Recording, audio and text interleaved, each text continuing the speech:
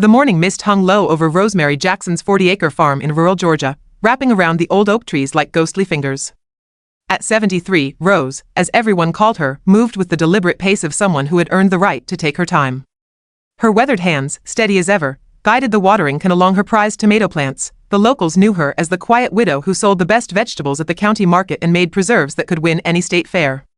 What they didn't know was that those same steady hands had once held a rifle that made her the most feared sniper in 3 wars. Rose paused, her keen eyes scanning the tree line. Something felt wrong. In her 73 years, she'd learned to trust her instincts. They'd kept her alive through Vietnam, Desert Storm, and Afghanistan. The birds had gone quiet. Too quiet. She set down the watering can and walked calmly toward the house, her movements betraying nothing of the alarm bells ringing in her head. Inside, she climbed the stairs to her bedroom and opened an old cedar chest.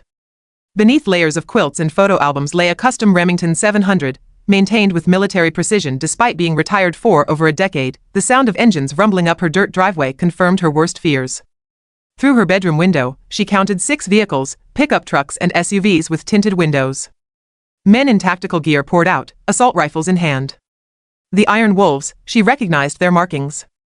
A white supremacist gang that had been terrorizing black farmers across 3 counties. Their leader, a massive man with a shaved head and swastika tattoos, kicked open her front door. "Old woman," he bellowed. "Time to sell this land, or we'll take it." But Rose wasn't downstairs anymore. From her second-floor window, she had a perfect vantage point of the farmyard. The muscle memory kicked in with breath control, sight alignment, trigger discipline. At 300 yards, the first shot took out the front tire of their lead vehicle.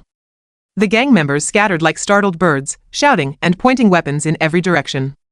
"Where the hell did that come from?" the leader screamed. Rose smiled grimly. These young thugs had no idea what they'd stumbled into. In Vietnam, they'd called her the Iron Rose, beautiful from a distance, but deadly up close. She'd recorded 87 confirmed kills during her 3 tours, a record that still stood among female snipers. The second shot shattered the radio antenna on their command vehicle. Now they couldn't call for backup. The third shot sent the leader diving behind a water trough, his bravado evaporating. "It's coming from the house," one of them yelled, spraying bullets wildly at the farmhouse windows. Rose had already moved to a different position. From the eastern window, she could see 3 of them trying to flank around the barn. These weren't soldiers. They moved with no discipline, no coordination. It almost felt unfair. The 4th shot ricocheted off a rock inches from the leader's head. He scrambled backward, his face pale with terror. This wasn't going according to their plan. They were supposed to be intimidating an old black woman, not fighting a war. "Let's get out of here," one of his men shouted, already running toward the vehicles, but Rose wasn't done teaching them a lesson.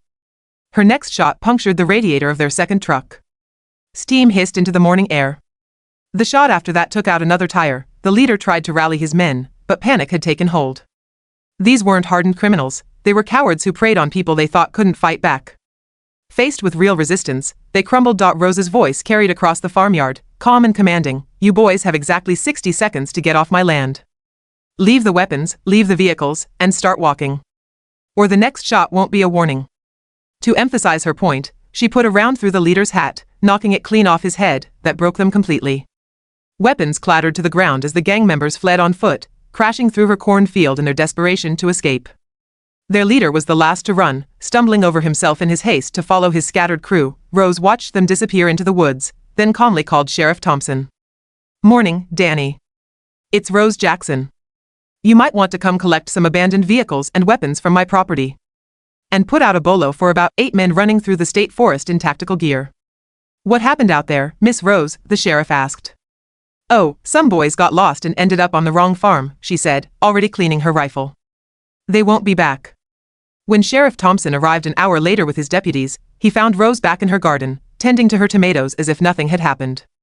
The abandoned vehicles and scattered weapons told the story of a rout so complete it would become legend in the county. "Miss Rose," the sheriff said, shaking his head in amazement, "where'd you learn to shoot like that?" She looked up from her plants, dirt under her fingernails, a peaceful smile on her weathered face. "Oh, I picked up a few things here and there, Danny. Now, you boys want some fresh tomatoes before you go?" The Iron Wolves never troubled another farm in the county. Word spread quickly through the criminal underground, "Stay away from the old woman with the vegetable stand. She's got more than green thumbs." Rose went back to her quiet life, selling vegetables at the market and making preserves. But sometimes, late at night, she'd sit on her porch with a cup of tea and clean her rifle, keeping watch over her land and her community. Some legends never truly retire.